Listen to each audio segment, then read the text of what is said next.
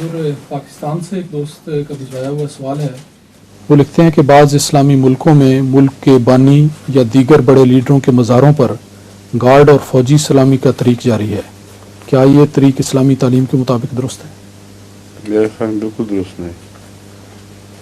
کہیں کوئی سلامی کا طریق سنت سے ثابت نہیں ہے. جو سنت سے ثابت نہیں ہے وہ لغو ہے، اور اگر یہ واقعی عزت افزائی کے موجب ہے تو پھر یہ رسول اللہ صلی اللہ علیہ وسلم کی گستاخی بھی ہے کہ جہاں عزت ہونی چاہیے وہاں تو نہیں کر رہے، اپنا آدمیوں کو عزت دے رہے ہیں. بالکل لغو بےمانی طریق ہے.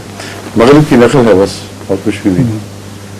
مغرب میں چونکہ یہ رواج ہے بزرگوں کو سلامی دینا، یہ غالباً مغرب ہی سے اخذ کے توپیں چلاتے ہیں وغیرہ وغیرہ. میرا خیال ہے مغربی بادشاہوں میں، مشرقی بادشاہوں میں بھی توپیں داغنے کا رواج تھا کچھ. جی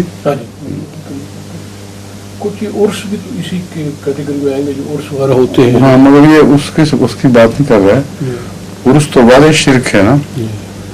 وہ جو مروں کے عرس کر کے ان سے کچھ مانگنا، اس میں رسمی ایسی رسمیں ادا کرنا جو مشرکانہ ہے، یہ ان کے متعلق بات نہیں کر رہا ہے.